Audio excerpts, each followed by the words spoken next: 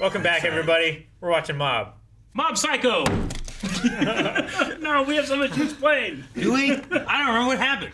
So last time on Mob Psycho 100, we had the we had the assault on the building. Yeah. Look, last time we watched this show, it was a long time ago. We were still It was pandemic. we were wasn't it? pointed that way. We had reactions.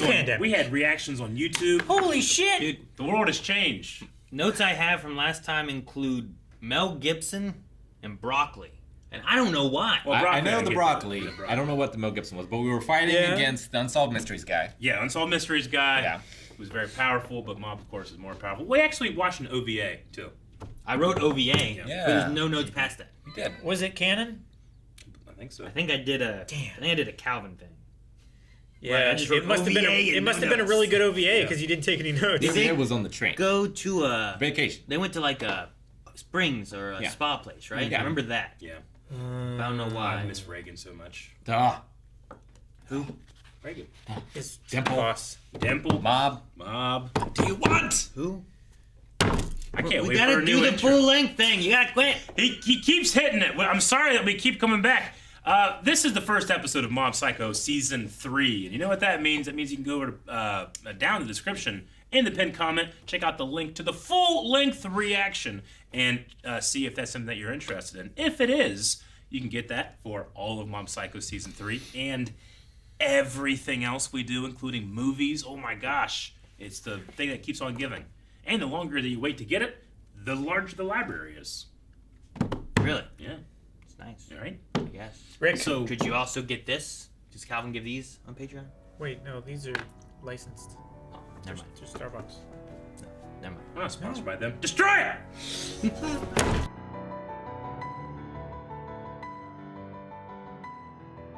No ED. Next time probably. I love Reigen. I He's- love him so much. Keeping it together, and then he's like, he's leaving. We are what they grow beyond. That is the true burden of all masters. Did someone say that? Yoda, in The Last Jedi.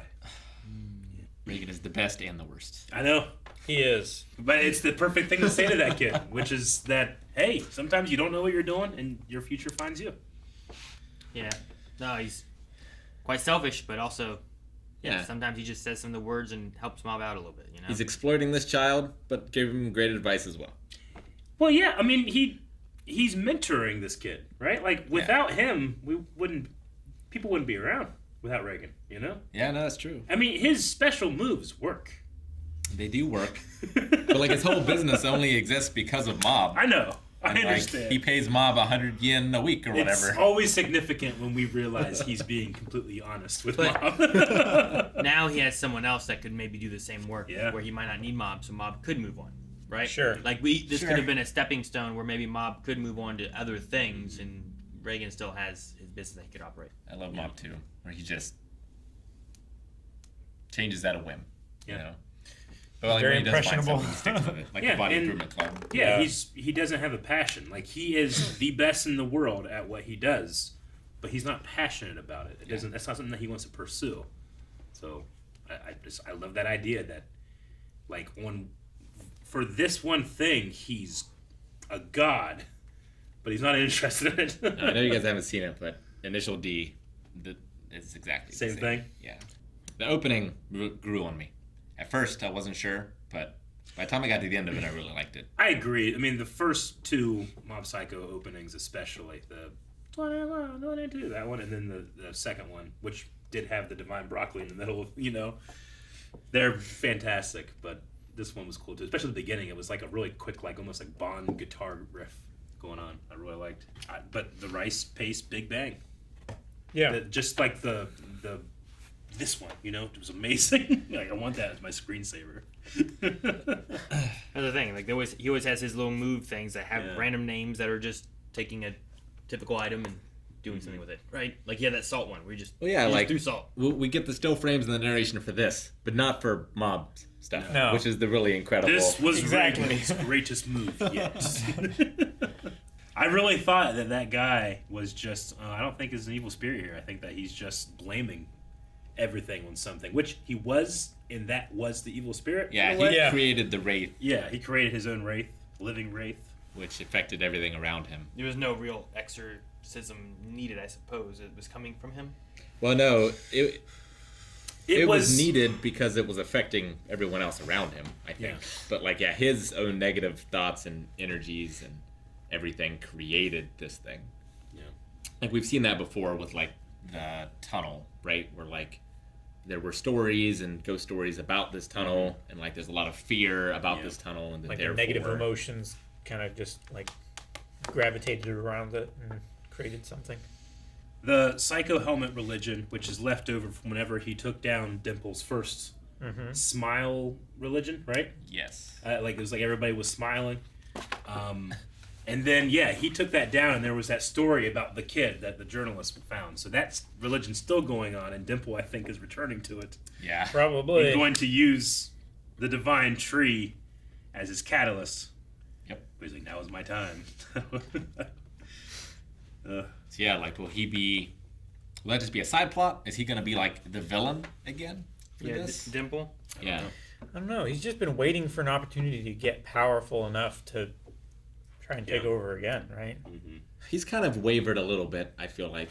Like, I feel like he was better last season, but the first season, Yeah. it definitely felt like he's just biding his time. Yeah, but he both was doing that and Helping to save things. liked Mob and learned about him Sure. and his, his struggle with girls and all that stuff. But he can be tempted. I remember being in, I guess it was junior high or high school, and being like, all right, so what do you want to do? And having no answer to that. My first answer was I want to be a fighter pilot, and then I quickly learned that would never happen because of my deaf ear. And then I went to Illustrator. Like, I always loved the VHS tapes of like you could watch people doing the animation for Disney.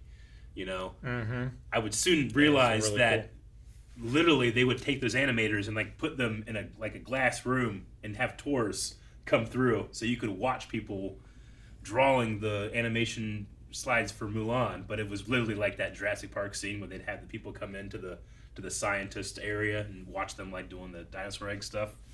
So there's a little bit of showmanship in there too, but I was always fascinated with watching those guys do that. So, and then I didn't, because it's really tough. And then everybody was doing Flash at that point. What's it called? Flash, the software Yeah. to do animation. And I was Flash like, I animation. can't do this with the mouse. Use a stylus. So then I got into like, all right, well, I have to. And then I started learning other programs, bought a camera to do visual effects, and then I had a camera, and here we are. Wanted to be an archaeologist. Yeah. And then I played Metal Gear Solid, and I wanted to make video games. Yeah. So then I taught myself to program. Then I programmed. And now I do this. Yeah. It's like in terms of a goal, like that, they keep saying, Mob, you have to have a goal, but it's really just a direction. The goal can find you sometimes. I was a secret agent, You want to be a secret agent? and then I wasn't allowed in the Air Force. Well, I could have gone in the Air Force, but I couldn't be a pilot either. I could be a pilot, but not a fighter pilot because of my glasses. But I could have learned and had to pay for the fuel, they said. And I was like, well, all right, I'll find something else. And it wasn't until later that I learned that if you wanted to fly, you should be in the Navy. Because they have way more fighter pilots. Then I think I started going to school for game design. Yeah. And I was like, I don't want to do the programming. I want to work on designing characters and levels and that idea. The idea, the story. Yeah. I was like, the programming stuff I don't like as much. Sure, yeah. And then stopped doing that. And then now here. Went through like retail and all that kind of stuff. Like, I had other jobs, but yeah. They weren't careers. No. I mean, I could have done a career in pipeline and inspection work like my dad has, but... Oh, yeah, sure. I mean, But then there was a lot of travel. I had a kid. Like, I don't want to travel with a kid. Yeah. I want to be home with a kid. So then I went into retail. And then Radio Shack shut down. I was like, I'm going to try this. Yeah. Say it shut down as if you had no part in it shut down. We all know. We know what you did. I thought we weren't going to talk about that. I'm going to have this printer. Just take everything down with me.